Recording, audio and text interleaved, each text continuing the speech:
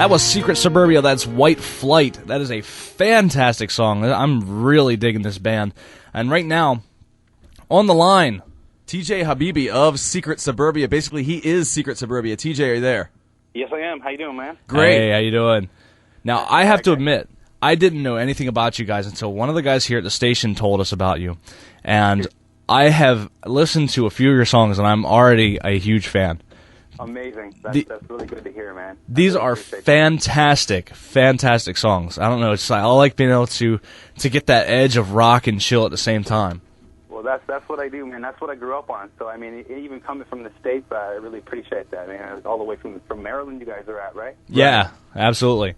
That's amazing, man. I really appreciate the support, man. Oh yeah, listen. We take great music from anywhere. You know, any corner of the world. It comes out of Antarctica. If it's good, we listen to it. We rock it here on the station. So these songs are new to Hawk Radio, obviously, and but we're gonna put them in regular rotation and get them out there. I'll tell you, White Flight. I love that one. To the Liar is one of my favorites as well. Oh, serious? Yeah, that's good. Actually, that's the one I'm gonna be doing the video for coming up. So really? Yeah. Well, we'll go ahead and we'll definitely make sure we play that then, because we're gonna play another song after the interview as well. Now, tell us a little bit about your background, TJ. I know, like I previewed you as sort of a Nine Inch Nails type setup where you write, you compose, you produce, you play all of the instruments on the album, and then when you go out on the road, you have a band with you. That is correct.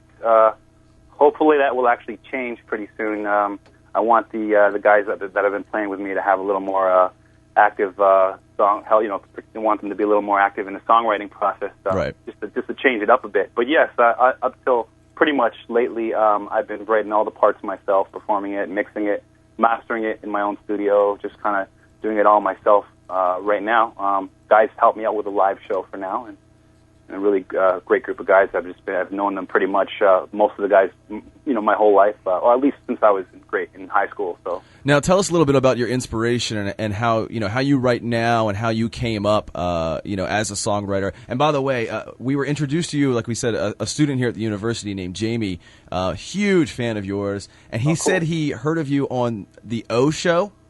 Okay, nice. Explain a little bit about that. It's a wrestling show in Canada. Is that right? That's correct. That's so funny. That's how you guys got a hold of me. Yeah. I actually was the technical producer of the show. The two co-hosts are Danio. The guy's a hip hop icon in Canada.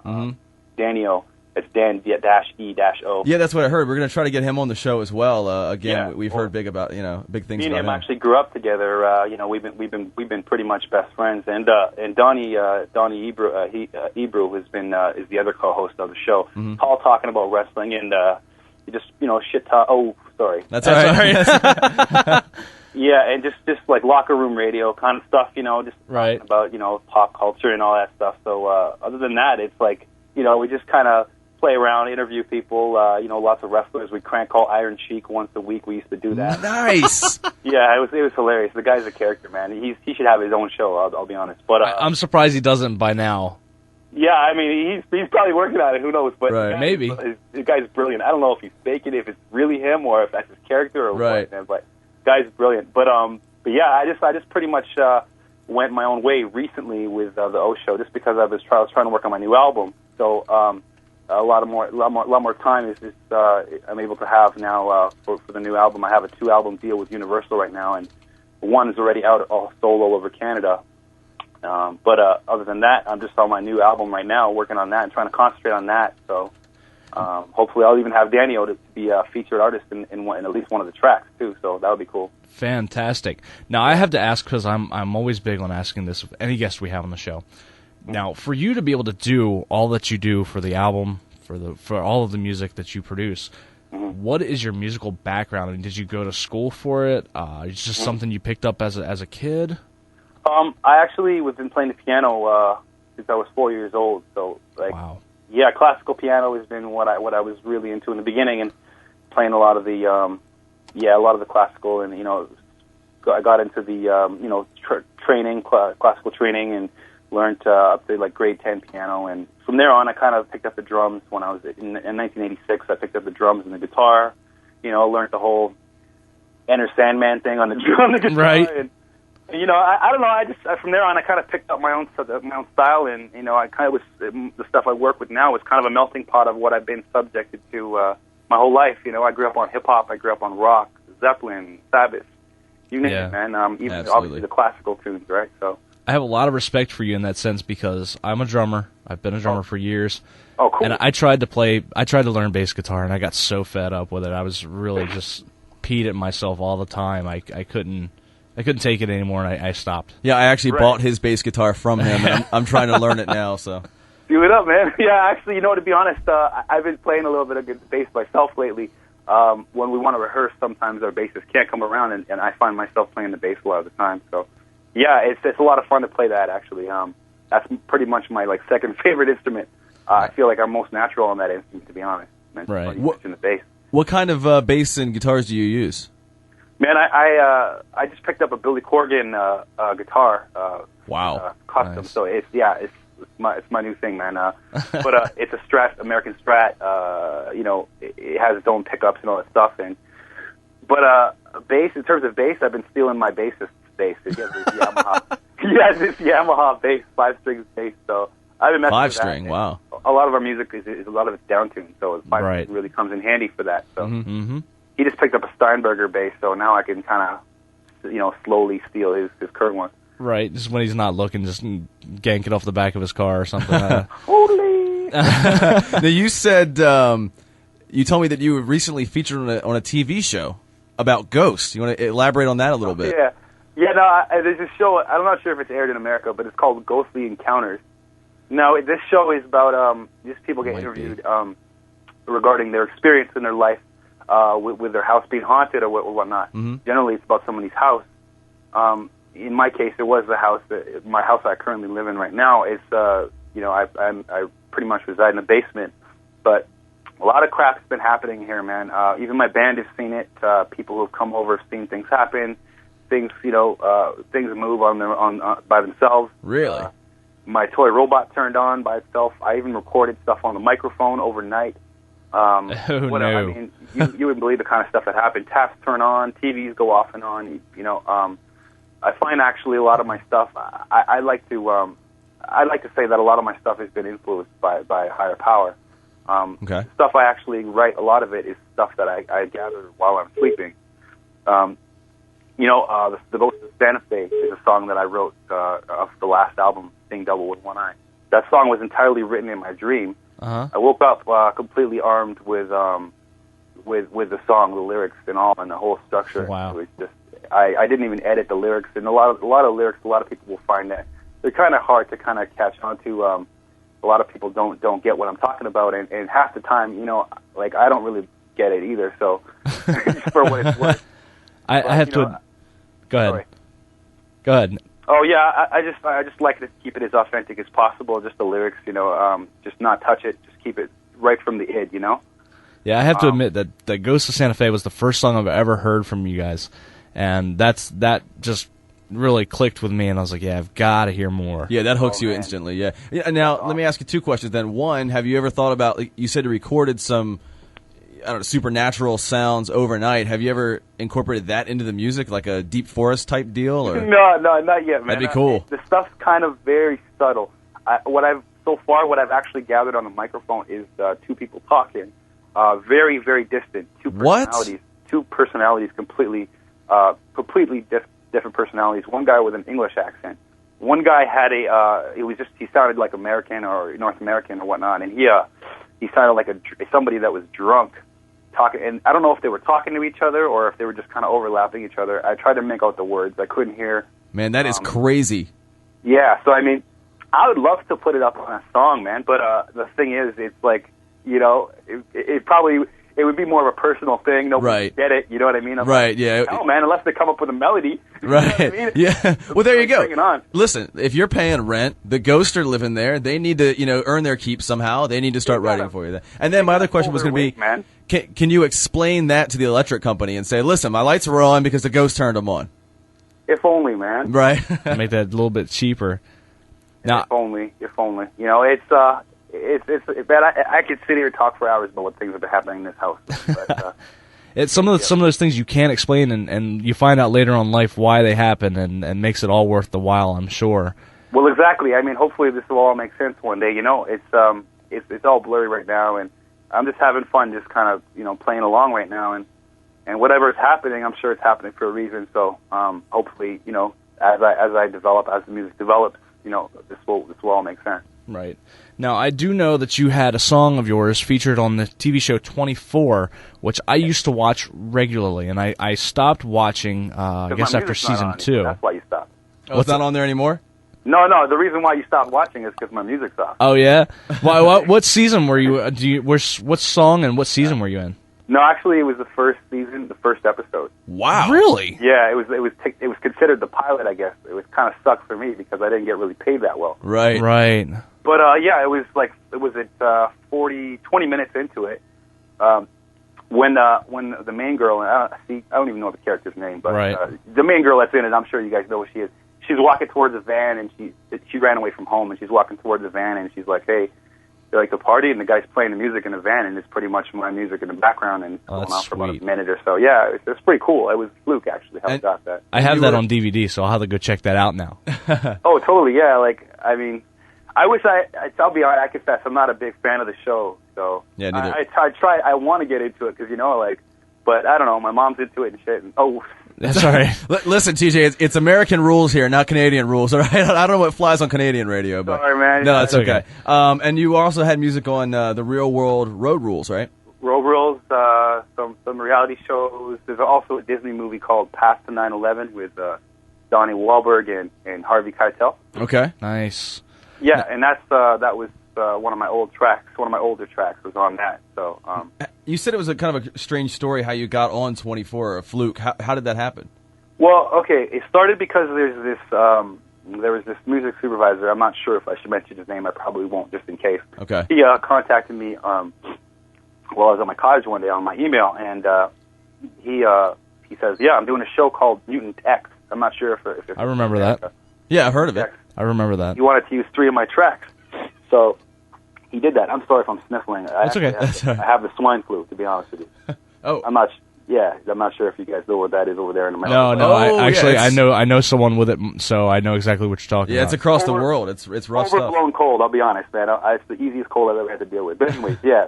The guy from Mutant X actually said, "Hey, man, I don't want you 3 of your songs." He just he took 3 songs, and I was like, "Yeah, I'd love to have him on your show."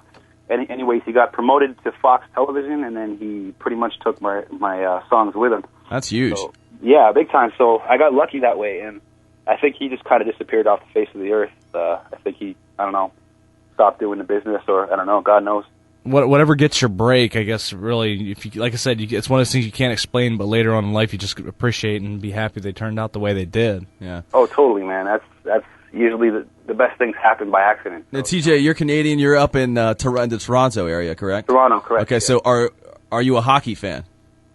You know, I used to play. I played goal for like 10 years. Really? Nice. Yeah, I had the lowest average my age in Toronto.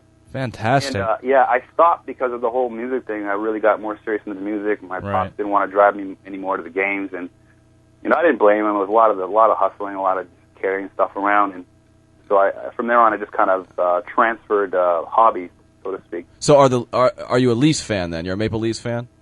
You know, I don't even know what kind of a fan I am. I don't even watch hockey. I don't even watch sports. Yeah, I'm they not have. a sports fan. They're terrible. The Leafs are terrible right now. The Colonel here. I'm a huge Maple Leafs fan, and I constantly catch grief on a regular basis about how bad Toronto is doing this year. You know, I wouldn't be surprised. The thing is, though, man, I might lose some fans by saying this, but in terms of sports, man, it's not really Toronto against Seattle or Toronto against Vancouver. It's just Mark, John, and Sam versus, you know, Tony and Mike. You know what I'm saying? Right. Like, it's not really. They're not even from Toronto half the time. They're not even from Seattle half the time. That's a good point. Very true. Yeah. So it's like, what are you really fighting for? You know what I'm saying? Like, why don't you just play hockey yourself? You know what I mean? Right. That's I'd a good rather point. play hockey than to watch 2 strangers play. You know what I mean? And I've been trying to. I've been trying to learn how to skate and everything. And I'll be honest with you, I've only stepped on an ice rink once in my life, and it was pretty good actually. I picked up on it really well. Yeah, no, it's actually pretty fun once you're in there, man. But it's a pain to kind of get your stuff on and skates. I have no patience for like putting the stuff on all the time now. And Yeah, that's the thing. It takes too long. yeah, it does, man. I got an iPhone, man. I want instant. And I just got a BlackBerry Storm. I'm digging it so far. So I'm at the next level right now. Yeah, right. Now, this is something I think we're going to try to start asking more of our guests. We were just talking about this a few minutes ago. Now, we're younger guys, Colonel's in his late 20s. I'm just turned 31, fresh 31. Do you have a bucket list, or the things that you want to do in your life, and what are they? What are your main life goals? Well, to be honest, man, I want to tour as much as possible. I want to have my my music listened to by as many people as possible.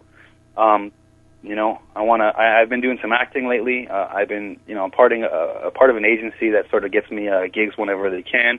I'd love to, be in movies. I'd love to be, I love acting because I've done it as a kid. I've done it, home videos, cheesy home videos. My buddies all like my life. Right. So that kind of thing I've always been involved in, and I always loved to do. Even directing films, writing screenplays. I love to create. Absolutely. So anything I can create as much as possible, that's pretty much my goal. That way I can get as high as I can. While I'm still here. You know what I mean? Well, we'll have to pair you up with E. He was an amateur filmmaker at one point in time. Dude, and I hesitate to say amateur filmmaker because you really went head on into it. No, I owned a production company with a couple buddies of mine, and we did a short film, and then we've done several projects. Yeah. Right on. So the next time you're down in the Maryland area, you have to stop by, and we'll see what we can get to. See if we can get you and E together and get some kind of reel for you. Yeah, and right. actually, I'm supposed to be, I think, in the Toronto area later this year. I think recruiting. I'm also a volleyball coach, so might be in that area as well. Look me up, man. We'll have a drink or something. I'll do that. Absolutely. I actually have a former player who lives in Toronto, so we've got a lot of people up in that area. Well, so it's a small world. It absolutely is. Yeah. So now tell us how people can get in touch with you. SecretSuburbia.com, right? Yeah. You can go there. You can check me on that. Facebook, TJ Habibi. Even Facebook, I have a personal Facebook. I have, you can go to the, you can even email me, Chrome, that's spelled K-R-O-M as in Mary E, at Rogers.com. Mm-hmm. Chrome is the name of my last band that back in 2000 we had to switch the name because of the copyright infringement. So I do have an album entitled Chrome. It was actually self-titled. Before the whole Secret Suburbia came into play. So now, where did that title come from, Secret Suburbia? Well, actually, Suburbia is where I'm from. It's where I grew up, and it's what I know.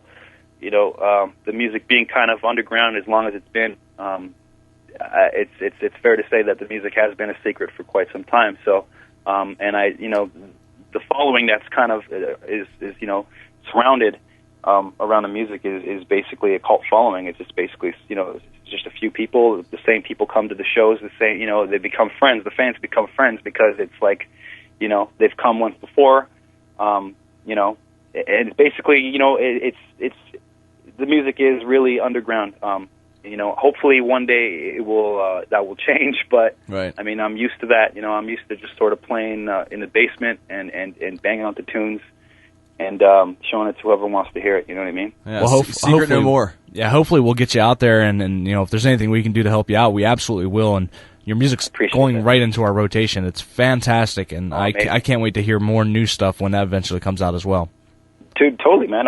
Either way, I would love to play there. Hopefully someday, maybe on Frosh Week or whatever. Right. If everything works out, we might end up there one day. Yeah, that'd be great. We have a lot of great rock venues around us and a lot of good places to play, so that would be good. Well, TJ, I think we're going to go ahead and wrap it up. And, like we said, SecretSuburbia.com, Chrome at Rogers.com. He's on Twitter. He's on, Facebook, everywhere. Secret Suburbia. And the new album is coming out when? In the next year, 2010. Right. Not sure the month, but it will be that year. And it's called? Not sure yet. Okay. There's one right now. It's in stores. It's called MIDI Gritty. Right. M as in Mary, I-D-I, Gritty. As in like the computer term MIDI, yep. Exactly. That's in the stores all over Canada, and obviously you can get it online as well. I will have to pick that up. And absolutely. We're going to go out with one more song. Anything you want us to play, TJ? Check the new one called Mister. That one's going to be out on the new album. Hasn't been released yet, so you get a little sneak peek of what's to come. You want to go ahead and play Mister instead of To the Liar? That song. Oh, we'll play them both.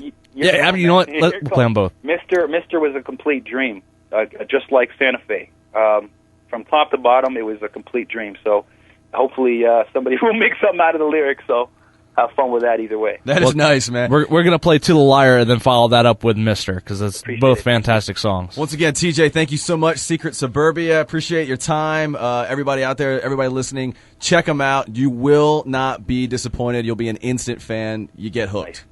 Thanks a lot, TJ. We appreciate it.